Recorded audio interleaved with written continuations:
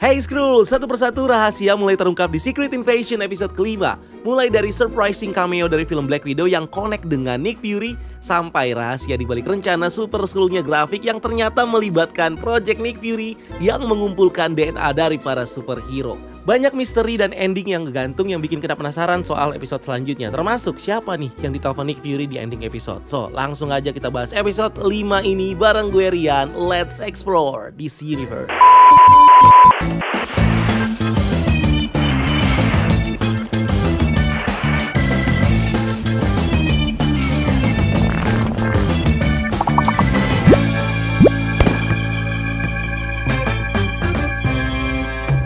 Secret Invasion episode 5 yang berjudul Harvest, di mana Harvest adalah DNA dari para superhero yang dikumpulkan Graphic yang ternyata di-lead sama Nick Fury. Melanjutkan cerita setelah insiden penyerangan Graphic ke Presiden Ritson yang gagal di episode sebelumnya. Nick Fury berhasil menyelamatkan Presiden Ritson walaupun dalam prosesnya Talos, konco kentalnya Nick Fury, harus mati di tangan Graphic. Kegagalan membunuh Presiden Ritson membuat Graphic mengganti rencananya untuk bernegosiasi dengan Nick Fury.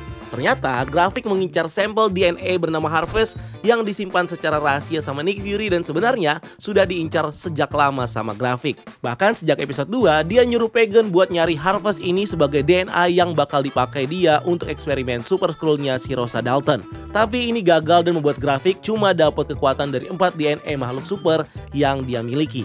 Nah, Graphic ingin memanfaatkan Presiden Ritson dan pengungsi Skrull sebagai ancaman dalam negosiasinya dengan Nick Fury. Lewat Rafa alias si Skrull Rudy, dia berusaha untuk mempengaruhi Presiden Amerika Ritson untuk menyerang penampungan New Skrullos yang ada di Rusia dengan menuduh kalau pemerintah Rusia sudah bekerja sama dengan para Skrull untuk menyerang Presiden Ritson.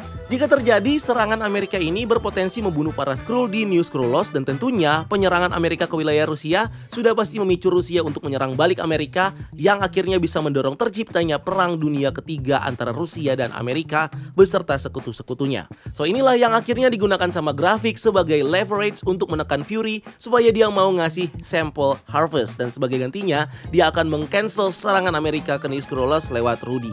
Yang ngehenya adalah si Graphic rela ngorbanin para pengungsi Skrulls yang ada di New Skrullos hanya untuk meminta sampel DNA Harvest, bahkan untuk memicu perang antara Rusia dan Amerika. Dari sini kan karakter Graphic yang sebenarnya makin kelihatan. Dia bukan mau nyelamatin para Skrulls, bukan mau perjuangin bangsa Skrulls, tapi emang mau berkuasa aja. Nanti kita bahas deh pas dia akhirnya diamuk masa di New Skrullos. Nah, di sisi lain Nick Fury ditekan sama Rava yang udah ngerilis bukti ke publik kalau Nick Fury yang membunuh Maria Hill di Kremlin. Dimana bukti ini bakal menjadi pemberitaan massa sebentar lagi dan membuat Nick Fury jadi buronan yang paling diincar di dunia. Bodohnya si Nick Fury ini malah nggak ngebunuh Rudy di kesempatan itu yang bikin kita jadi kesel. Anjir, tahu gitu kan mending dibunuh aja sekalian si Rudy kalau ujung-ujungnya rekamannya kesebar. Toh kalaupun Fury ngebunuh Rudy, bentuk Skrullnya Rudy bakal terungkap dan Fury nggak bakal disalahin. Cuma memang reputasi Fury juga bakal jadi hancur karena bakal terungkap kalau Skrulls yang ada di bumi ternyata diizinkan tinggal sama Nick Fury dan malah masuk ke lingkaran terdekat Presiden Amerika. Nick Fury yang awalnya punya prioritas utama untuk melindungi Presiden malah jadi kepaksa mundur dan ngebiarin Rudy tetap mendekat ke Presiden. Yang bikin gue makin kesel sama Nick Fury. Woi, tahu gitu lu bunuh aja si Rudy dari awal. Mendingan dari awal aja saat dia ketemu face to face sama Rafa, Fury langsung nembak mati Rafa. Gak harus repot-repot naruh cairan pelacak lah, ngelihat temennya meninggal dan akhirnya malah jadi buronan sekarang. Tapi, apakah Nick Fury seceroboh itu? Ya kalau ternyata Nick Fury ini adalah Skrulls seperti yang kita curigai, ya wajar-wajar aja dia se-on ini. Tapi dengan ending dari episode ini yang malah bikin kita yakin kalau dia adalah Nick Fury yang asli, tentunya nggak mungkin dia seceroboh ini. Dia pasti punya rencana di balik semua ini. Kalau kita merefer ke film MCU lainnya, skenario Fury yang berpura-pura lemah dan kalah di depan lawannya sebenarnya juga pernah terjadi di film Captain America The Winter Soldier. Di saat Nick Fury berpura-pura mati dibunuh sama Winter Soldier supaya dia bisa bersembunyi dan menunggu waktu yang tepat untuk counter attack. Rencananya berhasil ketika dia muncul tiba-tiba dan membantu Captain America, Black Widow, Falcon, dan Maria Hill untuk mengalahkan Alexander Pierce dan menghancurkan Hydra. So ada kemungkinan kalau Nick Fury di sini melakukan hal yang sama dengan berpura-pura kalah sama taktiknya Graphic dan Rafa.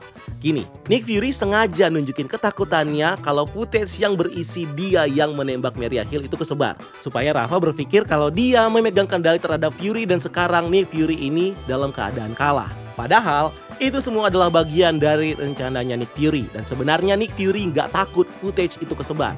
Kenapa nggak takut?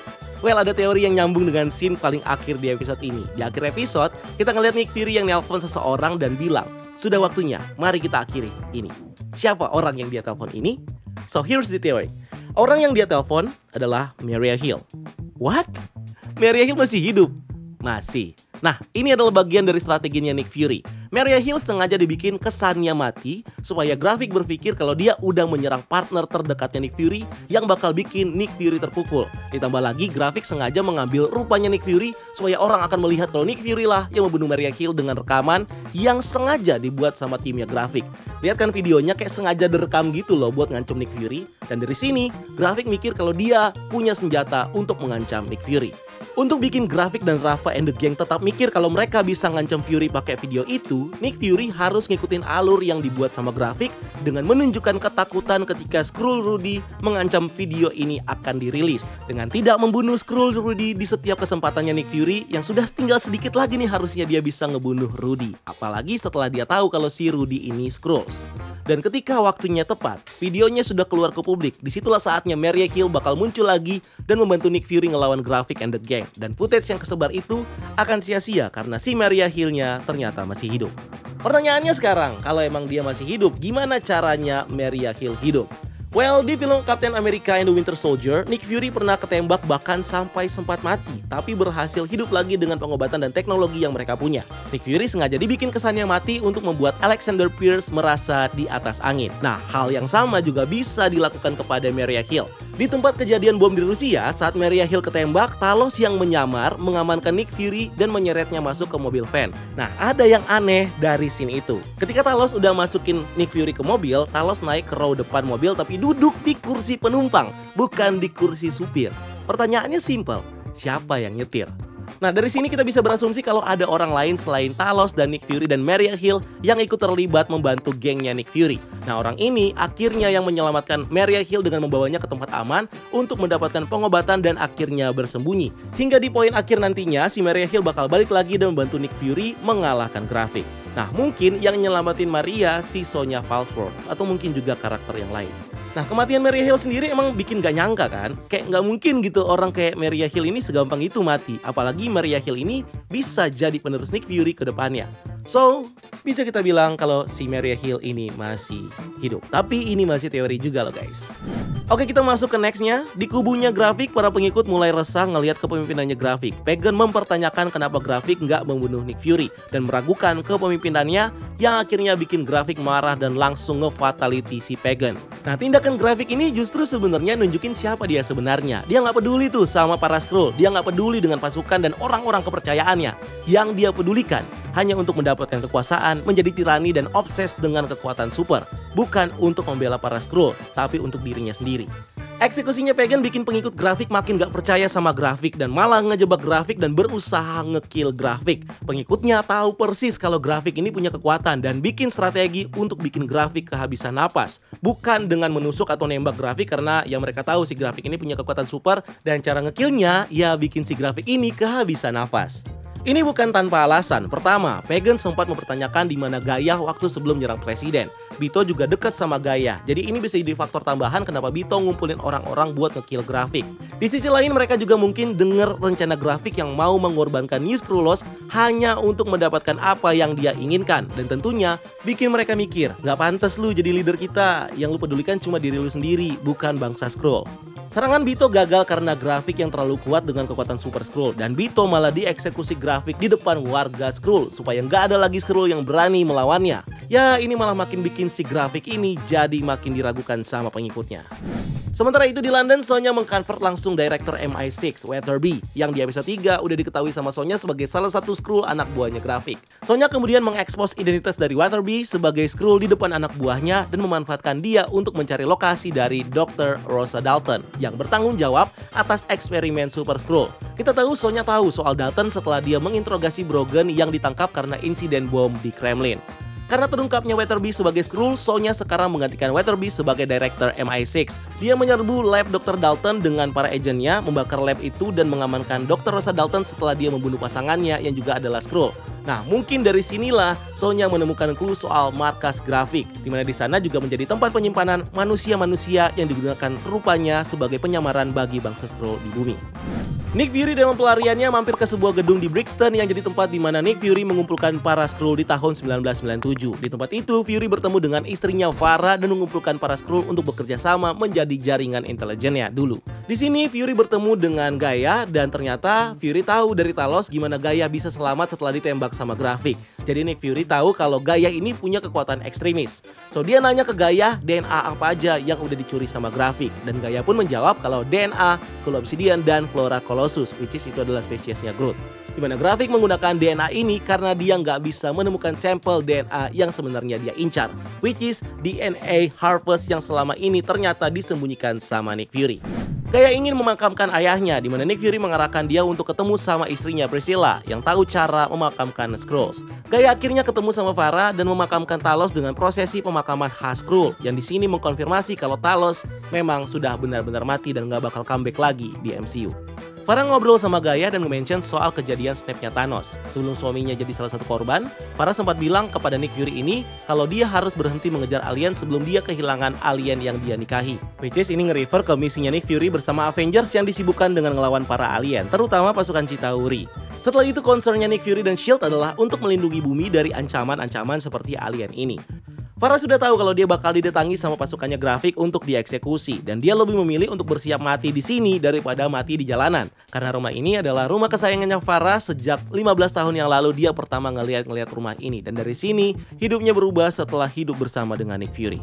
Pasukan Grafik akhirnya mulai berdatangan dan menyerang, tapi untungnya Farah dan Gaia berhasil mengalahkan semua pasukan Grafik dengan teaming up. Farah kemudian mengantar Gaia ke suatu tempat dan akhirnya berpisah. Gaia di sini kayaknya bakal melakukan sebuah perjalanan berbahaya, di mana ini bakal berhubungan dengan misinya untuk balas dendam ke Grafik sepertinya. Di sisi lain, Nick Fury lagi OTW ke Finlandia untuk ngambil sampel Harvest di tempat persembunyiannya. Dalam perjalanan, dia dihubungi sama Grafik yang ngasih dia penawaran kalau dia bakal membatalkan semuanya asal Nick Fury mau ngasih Harvest ke Grafik. Di sini Grafik bilang ke Nick Fury, "Kamu pikir kamu sudah selangkah lebih di depan." Dan ketika Grafik bilang ingin membatalkan semua, Nick Fury malah nanya, "Batalin apa?" Dan Grafik mikir, "Lah gue pikir lu udah di depan gue, udah tahu semuanya." Nah, ini sebenarnya hal detail yang sedikit ngasih clue tentang game yang lagi dipermainkan sama Nick Fury. Nick Fury sengaja berkata bodoh seakan-akan dia nggak tahu dan bikin kesan kalau Grafik justru berada di atas angin. Tapi ternyata justru sebaliknya. Grafik juga bilang ke Nick Fury untuk bawa pil iodide. Pil ini adalah pil berisi garam yodium stabil yang dapat membantu memblokir efek radioaktif, di mana radioaktif tidak akan diserap sama kulitnya atau kelenjar dan mencegah tumbuhnya kanker. Ini supaya Nick Fury aman-aman aja nih datang ke markasnya Grafik. Cameo mengejutkan lalu muncul di episode ini pas Nick Fury naik jet pribadi ke Finlandia, di mana muncul karakter Rick Mason yang diperanin sama aktor Oti Fakbenley. Rick Mason ini muncul di film Black Widow, di mana dia berperan sebagai fasilitatornya Natasha saat diburu sama pasukan Thaddeus Ross. Rick Mason banyak mensupport Natasha dengan menyediakan dia tempat tinggal, identitas baru, helikopter transport, dan Queen Jet yang akhirnya Queen Jet ini dipakai bareng Captain America sepanjang pelarian mereka di Avengers Infinity War. Di komik, Rick Mason dikenal sebagai seorang mercenaries dan mata-mata dengan julukan The Agent. Dia punya spesialisasi untuk menangani para superhuman. Nah, kalau di MCU, Rick Mason justru dikenal sebagai mantan agent S.H.I.E.L.D., penyelundup dan kontraktor independen yang punya hubungan dekat dengan Natasha Romanoff. Sejak Natasha ngebantu Rick untuk kabur saat dia dipenjara di Kamboja. Rick Mason di sini juga jadi fasilitator yang membantu Fury berangkat ke Finland. Dia juga ngasih Nick Fury photostatic veil dan identitas baru untuk bisa menyamar. Yang menarik yang terungkap di sini terjadi ketika mereka ngobrol. Saat Nick Fury ngomong kalau ibunya selalu bilang Fury istimewa, Rick Mason menanggapi dengan singkat dengan bilang, "Ya, ibu memang selalu benar." Wow, kok mereka ngebahas ibu seakan-akan ibunya sama. Dari sini bisa dikatakan kalau Mason punya hubungan keluarga nih sama Nick Fury. Dengan kata lain, emang lahir dari ibu yang sama, atau ya mereka ini abang adek. Gak heran sih kalau Rick Mason sempat jadi agent S.H.I.E.L.D. karena abangnya sendiri ya si Nick Fury. Obrolan mereka kemudian lanjut dengan Nick Fury yang bilang kalau dia akan lebih nyaman berpergian dengan helicarrier. Helicarrier sendiri adalah alat transportasi udara dan mobil base dari S.H.I.E.L.D. yang biasanya digunakan untuk pengintaian, penyusupan, dan operasi serangan langsung yang muncul di film Avengers, Avengers Age of Ultron, dan Captain America Winter Soldier. Nah, di sini Rick Mason mengkonfirm kalau Helicarrier sudah dipensiunkan. Ini disebabkan karena event Captain America Winter Soldier, di mana Hydra yang menyusup ke SHIELD menggunakan Helicarrier untuk Project Insight yang bertujuan untuk membasmi segala ancaman buat organisasi Hydra. Di bandara di Finland, Fury menggunakan photostatic veil untuk bisa lolos dari keamanan. Nah, si photostatic veil ini adalah sebuah device topeng yang punya kemampuan untuk mengubah wajah dan suara seseorang yang sebelumnya pernah digunakan sama Agent SHIELD, Natasha Romanoff, dan Sharon Carter. Di sini ternyata Nick Fury sudah dijemput sama Sonya Falsworth. Pas ketemu, Sonya nge-reveal kalau project untuk ngebuat photostatic veil ini ternyata bernilai $1 miliar dari mulai riset dan pengembangannya. Sonya juga nge-reveal nama lain dari device ini, which is Widow's Veil, yang merupakan referensi untuk karakter Black Widow yang jadi orang pertama yang memakai device ini. Nah, Fury mengkonfirmasi kalau ada versi baru dari Widow's Veil yang nggak cuma bisa mengubah wajah tapi juga merubah bentuk tubuh. Ya mirip-mirip lah kayak kemampuan shape-shiftingnya Skrulls. Sonya akhirnya nganterin Fury dengan mainin lagu berjudul Audacity dari rapper Inggris bernama Stormzy. Ini nunjukin kalau Sonya juga suka musik rap kayak Nick Fury.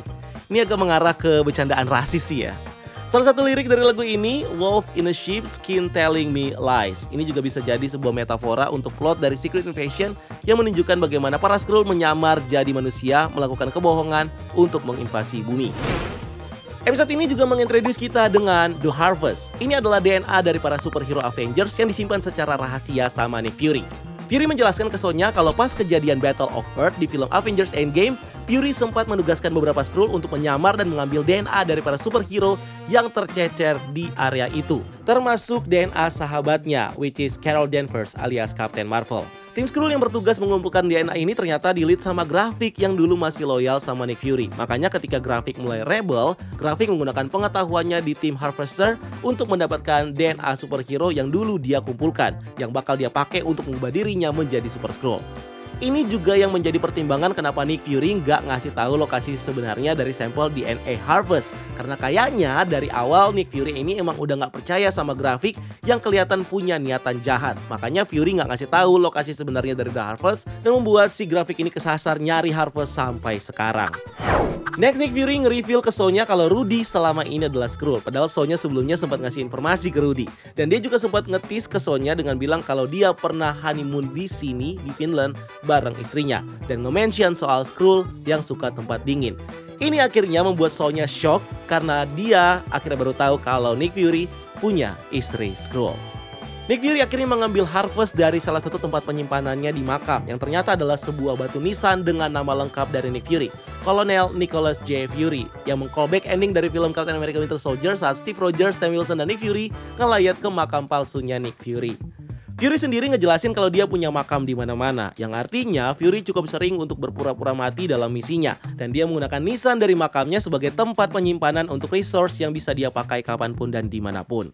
Pertanyaannya sekarang, kenapa Nick Fury mengambil DNA superhero itu? Agak curiga dari percakapan Nick Fury dan Sonya di kuburan ini. Sonya bertanya, kenapa nggak manggil special friends-nya ke sini, which is merefer ke para superhero. Nick Fury bilang kalau ini permasalahan pribadi. Dia nggak mau bergantung kepada para superhero. Mereka tidak pernah menjalani hidupnya Nick Fury dan tidak ada satupun dari mereka yang bisa membela dunia seperti yang Nick Fury lakukan.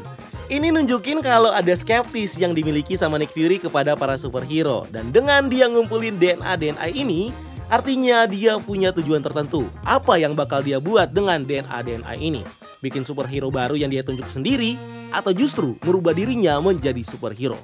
Merefer ke komik, ada salah satu storyline yang menceritakan bagaimana Nick Fury disuntikan sebuah super serum bernama Infinity Formula. Ini adalah sebuah formula ciptaan profesor bernama Berthold Sternberg yang bisa membuat penggunanya mendapatkan healing factor dan immortality. Nick Fury mendapatkan kekuatan ini setelah dia mengalami insiden terkena ranjau darat di Prancis. Ini kalau di komik. Nah, kekuatan yang dimiliki Nick Fury ini membuat dia merasa dihantui karena melihat satu persatu teman-temannya mati saat dia hidup abadi dan jadi target dari berbagai villain yang mengincar rahasia kekuatan. Artinya di series ini Nick Fury berpotensi untuk mendapatkan kekuatan super. Dan kenapa dia mengumpulkan itu? Karena dia ingin memiliki kekuatan yang sama seperti para Avengers supaya dia nggak bergantung lagi sama para superhero itu. Di sini terlihat Nick Fury menyimpan hanya satu Veil Serum. Padahal disebutkan kalau Harvester mengumpulkan berbagai DNA dari para superhero termasuk Carol Danvers yang harusnya disimpan dalam banyak Veil seperti yang dilakukan Dr. Dalton yang memisahkan masing-masing DNA yang mereka gunakan untuk eksperimen Super Skrull. Nah, artinya semua DNA yang dikumpulkan Nick Fury di sini sudah dikombin dan dijadikan satu serum ini. Dan kalau serum ini digunakan, maka kekuatan yang akan didapatkan adalah penggabungan dari semua DNA dan kekuatan dari semua superhero yang DNA-nya dikumpulkan dan digabungkan dalam satu file ini.